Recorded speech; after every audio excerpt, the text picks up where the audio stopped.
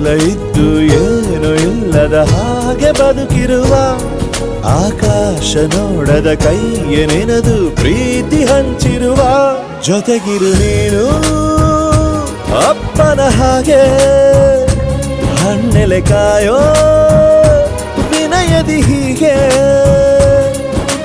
ನಿನ್ನನು ಪಡೆದ ನಾವು ಪುನೀತ ಬಾಳು ನಗು ನಗುತ್ತಾ ಬೊಂಬೆ ಹೇಳುತ್ತೈತೆ ಮತ್ತೆ ಹೇಳುತ್ತೈತೆ ನೀನೇ ರಾಜಕುಮಾರ.